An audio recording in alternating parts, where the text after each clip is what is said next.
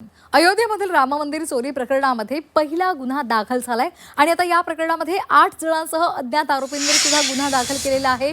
तीर्थक्षेत्र ट्रस्टच्या विनंतीवरून मुख्यमंत्री योगी यांनी स्थापन केलेल्या एसआयटीने आपल्या प्रथम अहवालामध्ये कडक शिफारसी सुद्धा केलेल्या आहेत। या आरोपींची सध्या चौकशी सुरू आहे।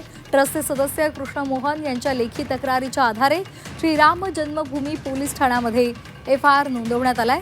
श्रीराम जन्मभूमी तीर्थक्षेत्रामध्ये अर्पण केलेल्या वस्तूंची चोरी झाल्याचं उघडकीला आल्यानंतर ट्रस्टने विशेष चौकशीची विनंती केली। मुख्यमंत्री योगी आदित्यनाथ यांच्या निर्देशानुसार या प्रकरणाच्या चौकशीसाठी एक विशेष तपास पथक स्थापन केलेलं आहे।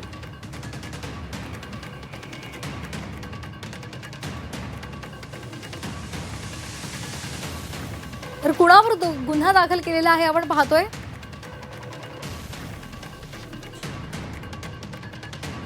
रामशंकर यादव टिन्नू चंपतराय यांचा चालक, त्याच्यावर गुन्हा दाखल झालाय। अनुकल्प मिश्रा रोकड मोजणीमध्ये सामील होता, त्याच्यावर सुद्धा गुन्हा दाखल आहे। लवकुश मिश्रा अनुकल्प मिश्राचा मेहुणा आहे, त्याच्यावर सुद्धा गुन्हा दाखल झालाय। तर टिन्नू यादवचा भाचा मनीष यादव याच्यावरही गुन्हा दाखल झालाय। तसंच रोकड मोजणीवर देखरेख ठेवणारे सुभाष श्रीवास्तव याच्यावर सुद्धा गुन्हा दाखल झालाय। रोकड मोजणीमध्ये सामील असलेल्या अविनाश शुक्ला यांच्या विरोधात सुद्धा तक्रार दाखल करण्यात आली, गुन्हा दाखल झालाय। करुणेश पांडे रोकड मोजणीमध्ये सहभागी असलेल्या यांच्यावर सुद्धा आणि त्याचबरोबर रामशंकर मिश्रा यांच्यावर सुद्धा गुन्हा दाखल झालाय।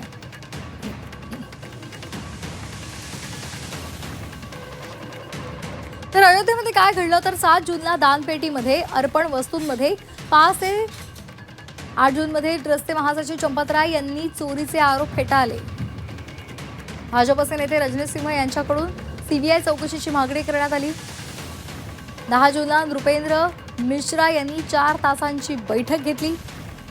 11 जूनला माजी लेखापाल महिपाल सिंग यांच्या एका व्हिडिओमध्ये चोरी झाल्याचा दावा करण्यात आला। 13 जूनला ट्रस्टच्या विनंतीनुसार चौकशीसाठी एसआयटी स्थापन झाली। 15 जूनला एसआयटीकडून 8 ते 10 कर्मचाऱ्यांची 6 तास चौकशी झाली।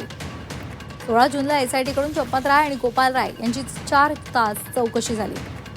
17 जूनला नोटा मोजण्यामध्ये सहभागी खासगी एजन्सीच्या प्रतिनिधींची चौकशी झाली।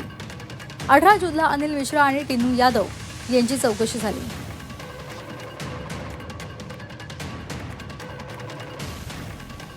19 जूनला अनिल मिश्रा मंदिर बांधकामचे प्रभारी गोपाल राय यांची चौकशी झाली। 19 जूनला स्टेट बँकेचे शाखा व्यवस्थापक आणि कॅशियर यांची सुद्धा चौकशी केली गेली। 20 जूनला एसआयटीनं सर्व आरोपी आणि संशयितांच्या बँक खात्यांची माहिती घेतली। 23 जूनला एसआयटीकडून गृह विभागाला 20 पानी प्राथमिक अहवाल सादर केला गेला।